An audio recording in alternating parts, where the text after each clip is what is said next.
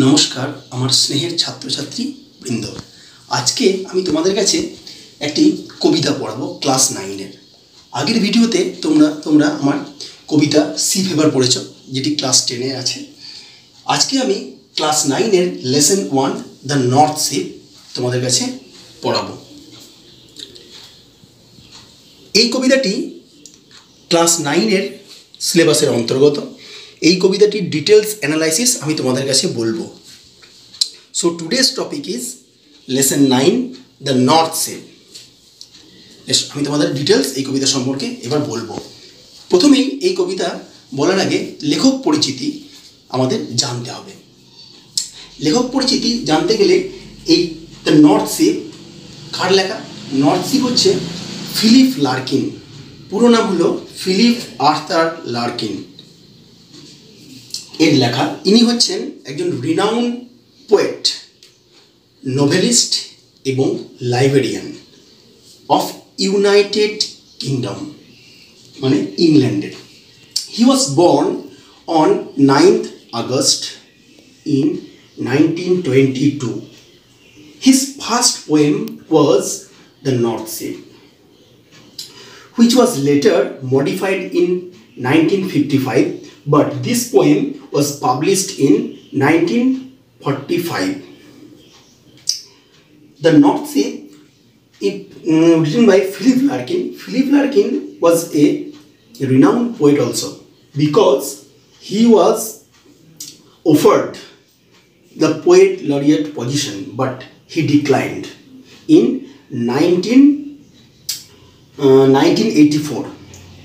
He was died in 1985, the next year of his decline the poet laureate. So today we will discuss about the North Sea, and now I am discussing with you the title The North Sea. একটা কথা বলতে তোমাদের ভুলে গেছিলাম। The poem North Sea was later followed by two.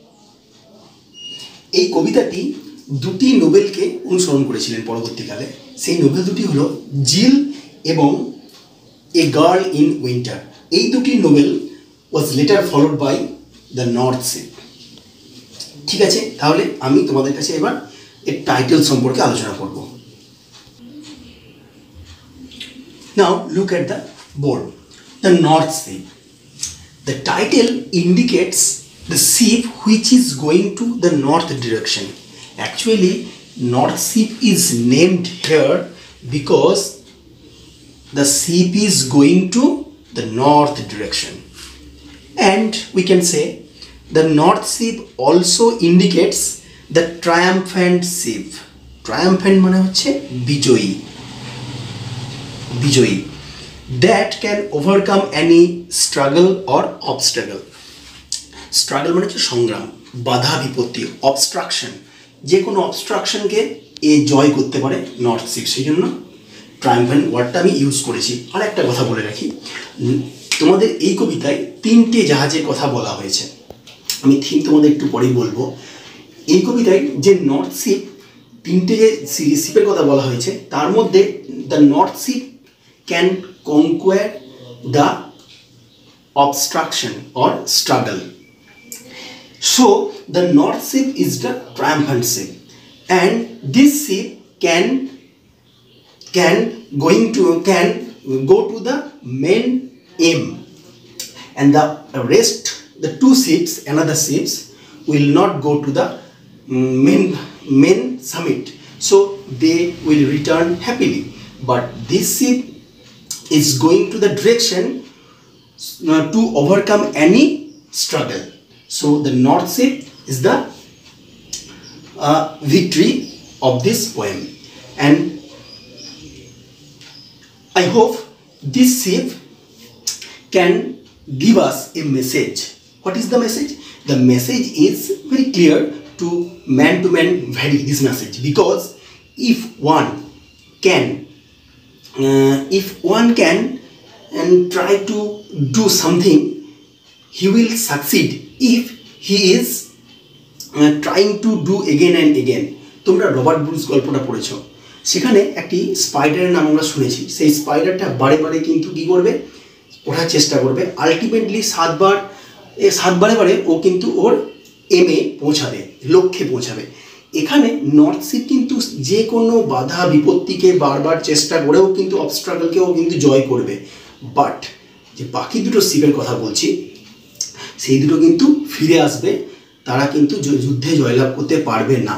তাই title north sheep কিন্তু একটা কি, আমি দুটো ইন্ডিকেশন দিলাম, একটা হচ্ছে নর্থ ডিরেকশন বলছে বা বোঝাচ্ছে বলে নর্থ শিপ বলছি, আর একটা হলো এই শিপটা হচ্ছে নর্থ শিপ ইন্ডিকেটস করছে ট্রায়াম্ফ্যান্ট শিপ, বিজয়ী জাহাজ।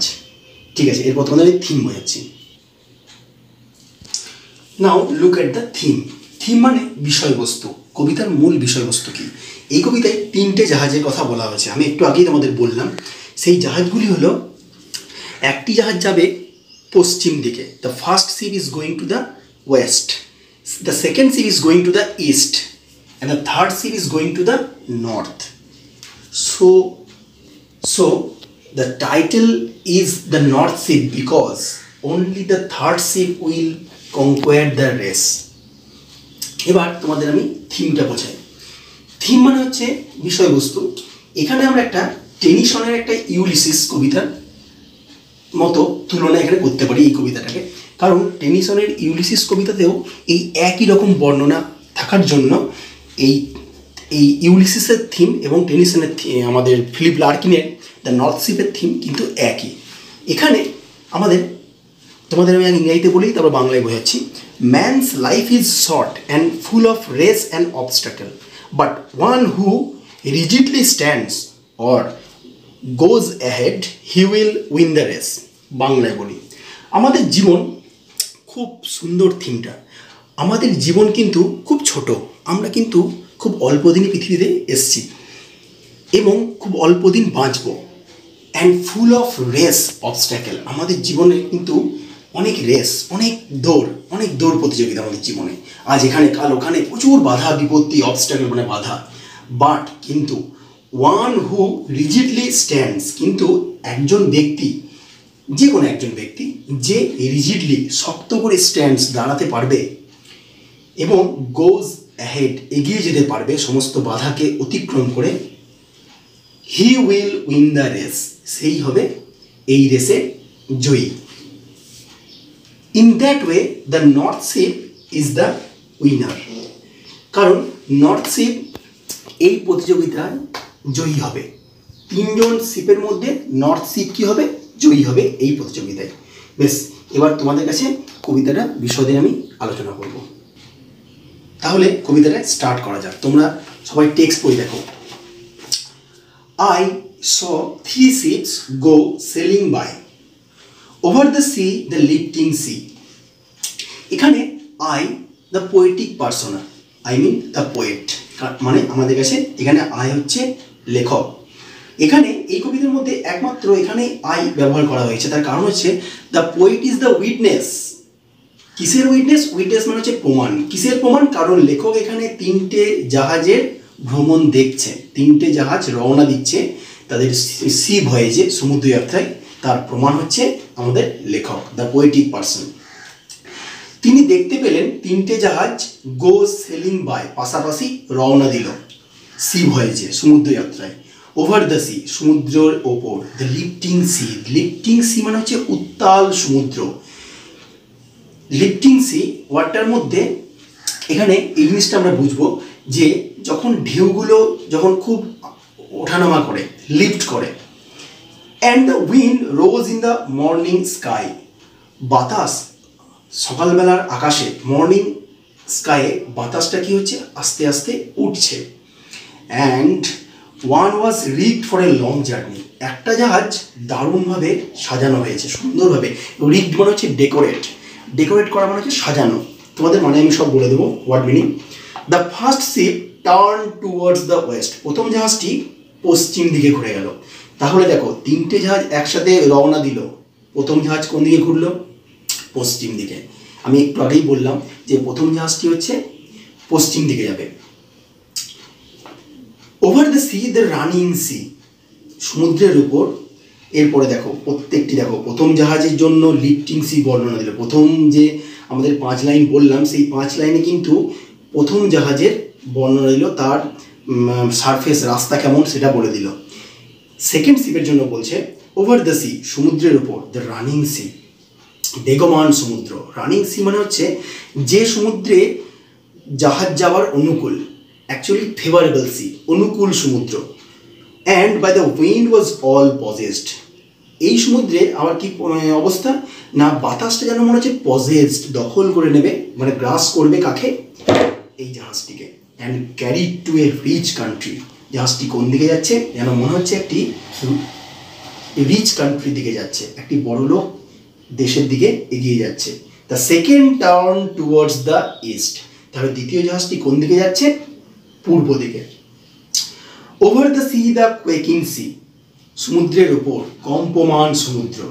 কোয়েকিং মানে হচ্ছে শেকিং, সমুদ্রের ওপর যখন জাহাজ যায় জাহাজ কিন্তু দোলে, কেন, উত্তাল সমুদ্রে যেহেতু লিফটিং সি, তারপরে উইন্ডটা ব্লো করে, সেই জন্য কোয়েকিং সি বলছেন, কম্পমান সমুদ্র। And the wind hunted it like a beast, যেন মনে হচ্ছে বাতাসটি পশুর মতো জাহাজটিকে গ্রাস করবে।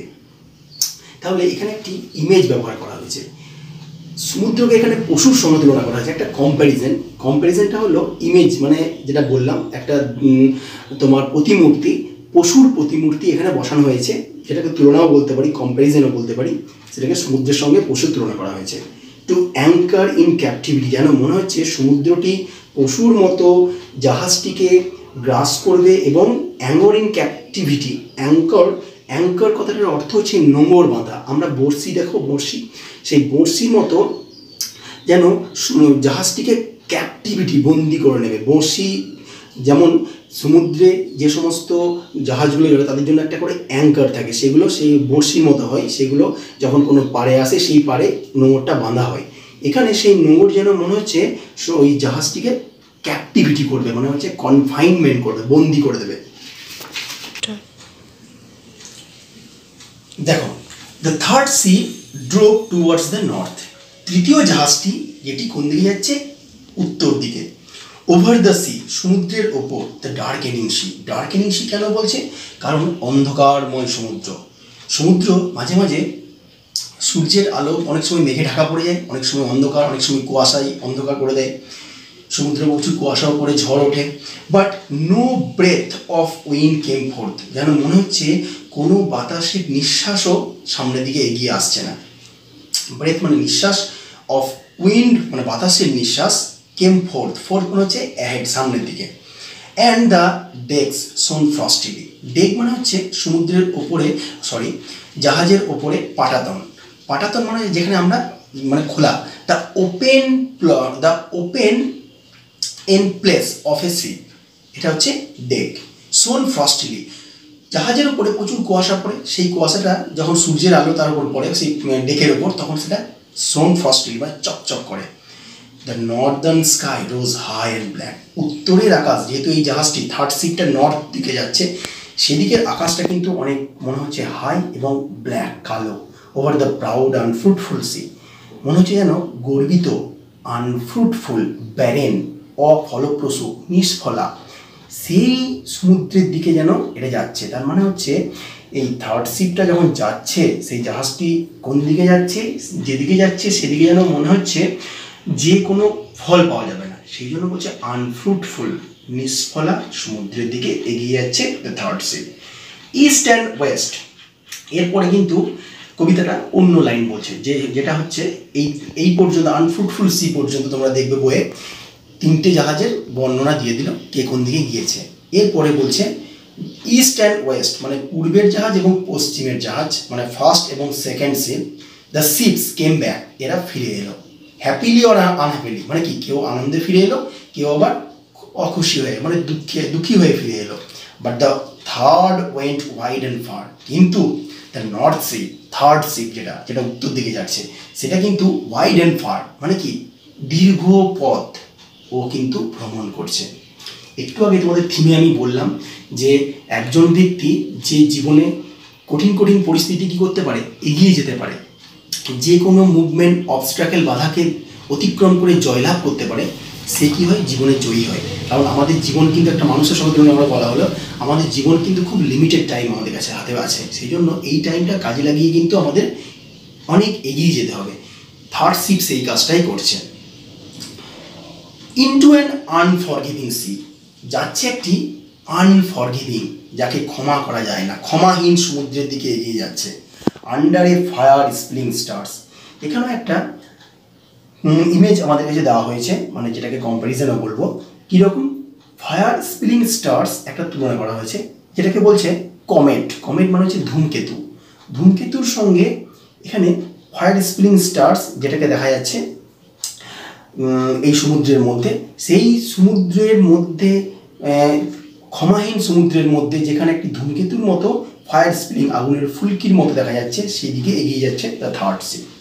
And it was ready for a long journey. দেখো last line, third ship I mean the north ship কে সাজানো হয়েছে for a long journey, but the first ship and the second ship, the east and the west is come back, but the third ship is rigged for the long journey and it will conquer or it will overcome the race.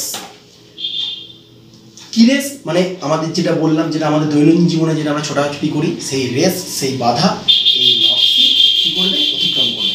এবার তোমাদের আমি word মিনিংগুলো একের পর এক প্রত্যেকটি লাইনের word মিনিংগুলো বলে দিচ্ছি, যেগুলো ইম্পর্টেন্ট সেগুলোই বলবো। বেশ, আমি বোর্ডে তাহলে লিখে দিই। দেখো প্রথমে হচ্ছে লিফটিং সি। লিফটিং সি মানে হচ্ছে রাইজিং সি, উত্তাল সমুদ্র, নিচে বাংলা দেওয়া আছে। রিগড, RIGGED মানে হচ্ছে ডেকোরেটেড, সাজানো, আমরা যে সাজাই বাড়ি, যে বাড়ি ঘর ডেকোরেশন করি, প্যান্ডেল করি, এগুলো। পজেসড মানে হচ্ছে ওন্ড, অধিকার করা বা দখল করা। কোয়েকিং, QUAKING মানে হচ্ছে স্টায়ারিং অথবা শেকিং, নাড়ানো বা ঝাঁকানো। বাকি মানেগুলো আমি লিখি। দেখো, হান্টেড মানে হচ্ছে প্রেড, শিকার করা। ক্যাপটিভিটি মানে কনফাইনমেন্ট, মানে হচ্ছে বন্দি করা। ফোর্থ মানে হচ্ছে অ্যাহেড, সামনের দিকে, ফ্রন্ট বলা যায়, সামনে। ফ্রস্টিলি মিক্স উইথ মিস্ট, কুয়াশা মাখা। আনফ্রুটফুল মানে হচ্ছে ব্যারেন, নিষ্ফলা। তারপর ফায়ার স্পিলিং স্টার, কমেট, যেটাকে বললাম ধূমকেতু। আনফরগিভিং মানে হচ্ছে রুথলেস, নির্দয়া, যার মধ্যে দয়া মায়া নেই, তাকে বলা হয় নির্দয় বা নির্দয়া। ঠিক আছে, এরপর তোমাদের এই কবিতাটা আমি আমার মতো করে পড়ালাম। তোমরা এবার কবিতাটা ভালো করে বাড়িতে পড়বে, ওয়ার্ড মিনিংগুলো দেখবে, লিখে নেবে, এবং আশা করি তোমাদের এই কবিতাটা ভালো লাগবে। আমি আমার নিজের মতোই পড়ালাম, তাই আশা করি তোমাদের এই ভিডিওটা ভালো লাগবে, এবং ভালো লাগলে তোমরা অবশ্যই লাইক, শেয়ার, কমেন্ট করবে, এবং অবশ্যই সাবস্ক্রাইব করতে ভুলবে না। যদি কোনো কারোর কোনো প্রশ্ন থাকে আমাকে কমেন্ট করে জানাবে। এছাড়া পরবর্তী আমি আরও অনেক অন্যান্য ক্লাসগুলো দেওয়ার চেষ্টা করব। তবে আশা করি তোমাদের এই কবিতাটা ভালো লাগবে। আজকের ভিডিওটা এইটুকুই। নমস্কার।